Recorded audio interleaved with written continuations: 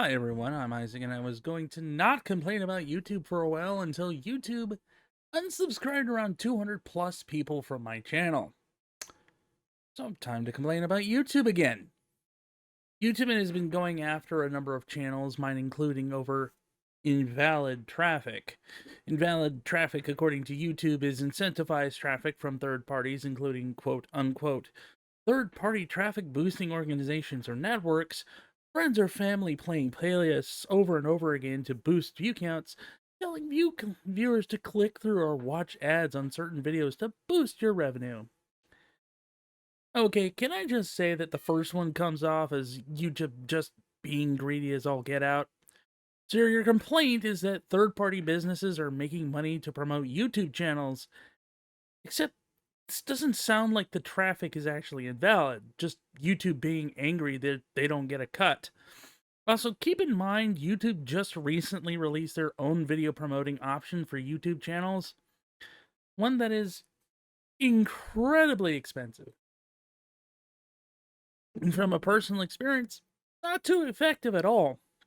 I currently have a $50 budget video promotion, the lowest allowed for an underperforming Need for Speed video that has gained zero of anything. Keep in mind, YouTube doesn't get paid unless they get views lasting longer than 30 seconds. And this promotion has been going on since the first. I have never had a business so unwilling to take my money.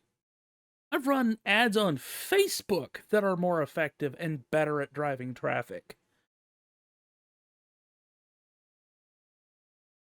Their next complaint is family and friends playing your videos on playlists. I'm sorry, what if grandma just likes watching my videos while knitting and baking cookies?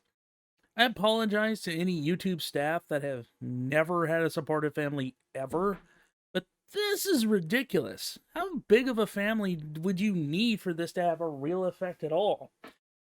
Their third option seems to treat creators like we have mind control over our audience. That we simply tell them to do something and they do whatever we want. One, if that was the case, I would be selling merchandise and W energy by the trailers full. Two, you would have bigger problems, with creators becoming Dr. Evil and taking over the world. Don't get me wrong, I have a cat, but he's not long hair and he's not white. Moon pie. Mwah. While these all sound like justification, it really means to point out how ridiculous this is. More importantly, it shows a distinct lack of self awareness. YouTube being focused on preventing invalid traffic by punishing creators for turning to these methods is treating the symptoms, not the cause.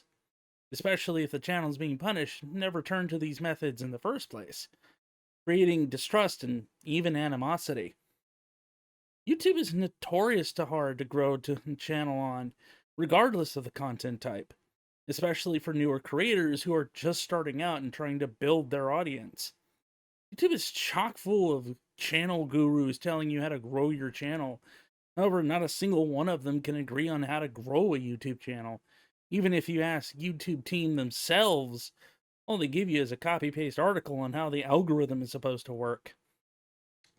The algorithm is supposed to suggest videos based on viewers' previous watch habits. For example, if I watch a lore video on a video game, I should get more videos about that game. However, that's not even close to how the algorithm works. I could be watching a rageaholic video on a rock or metal band, and the next video I get is some political news from CNN. I recognize Razorfist talks politics on occasion as he has a college degree in the field, but when I watch one of his Battletech videos, I expect more Battletech, not some newscaster losing their mind. Moreover, it should mean that when gaming channels like mine make gameplay videos of a popular franchise, it should be easier for viewers to find those channels and videos. The reality is, I have videos on this platform that have literally had zero traffic since upload. When I say zero, I mean zero, as in videos with with a view count of zero for 4 years. Videos are going 100% dead after upload. Not even a click oops, wrong video. That is literally 90% of my over 1,600 plus video catalog.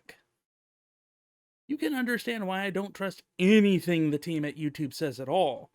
Literally, if I don't pay to promote my videos, they will not see the light of day. No doubt I'm being shadow banned because of exactly that.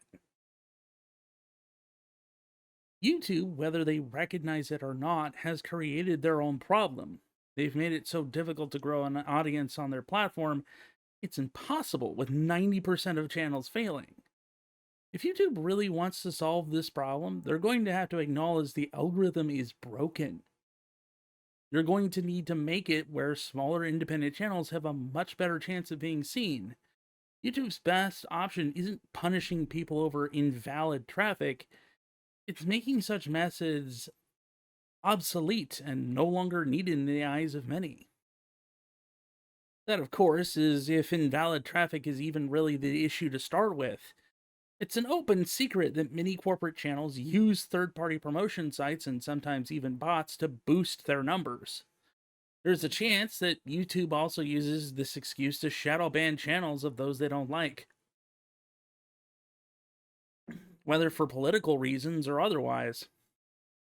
As a creator, I often see videos magically lose views and interactions months later over invalid traffic, even if I have never had them promoted in the first place. After all, why go exclusively after independent creators and leave corporate channels perfectly alone? More importantly, by what metric does YouTube define traffic as being invalid?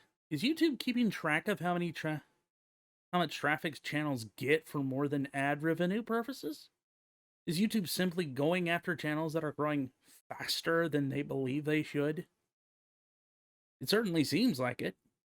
Back when Susan ran YouTube, a channel called Captain Corey was deleted because he, quote unquote, gained 100K subscribers faster than YouTube thought he should.